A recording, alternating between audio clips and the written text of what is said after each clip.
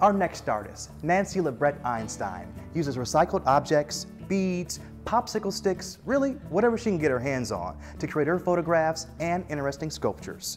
Take a look.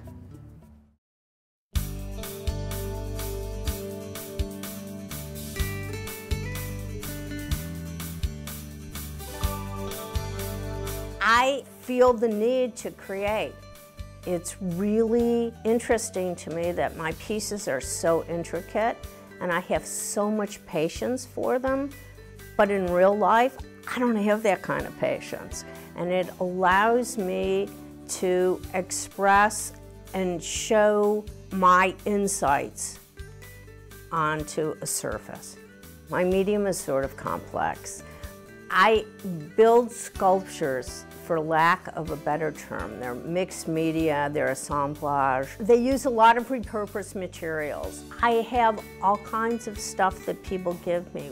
When you go in the studio, you'll see there's boxes and bins of it. My husband sometimes wants to kill me because of what I end up coming home with. But it's utilizing these things in a different way and taking them out of the context that they were originally conceived for and putting them in a new context. I think that at the bottom of all of it is that people walk through life for the most part and don't see what's around them. But I think that there's a good design element that somehow touches every single one of us in one form or another, whether we're cognizant or not.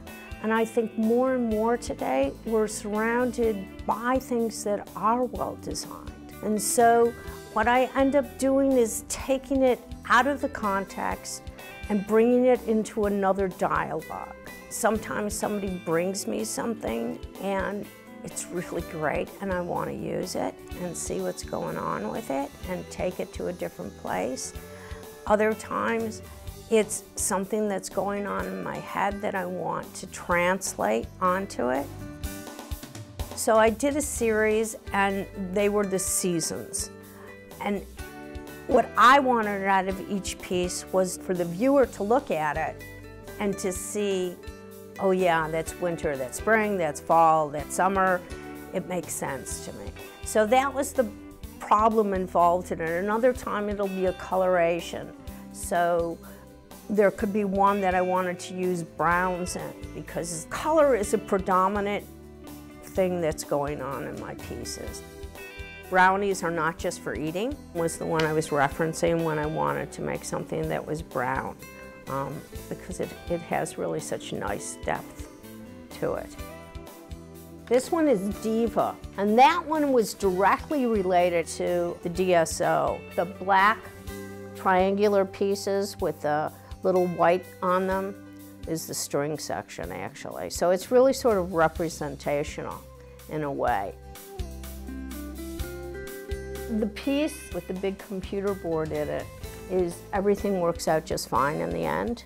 It was a struggle to get that piece done. And it's like, I think that a part of the aging process of life is that you know, like in the end, it's gonna be okay. You're gonna come out of it one way or the other. And it's the experience and the making of it that's all part of the learning process. So it all works. The piece that I'm working on there now is a piece that I came up with when we were up north. And I really felt the need to like put this down in my own way, in my own terms, and see what would happen with it. So it's about halfway done, and it's at this decision-making point.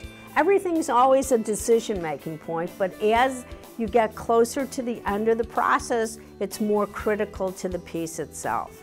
You know, are you gonna go with this, and what does this do in relationship to over here, and the coloration changes things. I have a lot of fun with the photographs and their names, as well as the sculptures. I think the parts of the piece sometimes suggest certain things, and that's how it goes. The photography is really An interesting thing that Allen and I started doing, he is a sports photographer primarily, as well as he does business shoots, corporate stuff. So we started doing this, and he shoots them from his perspective, and then I ask him to please shoot them from my perspective, and then we go back and forth on it. Then we come back and we edit them and go through them, and we build up a storage of shots. And there are layers and layers of different images that are combined to one final image. So they share a great deal with the sculptures in that they're layers on layers of media. They all happen to be just photos. I love that what it does, interacting with each other and the dialogue that it commutes to the viewer and to each other.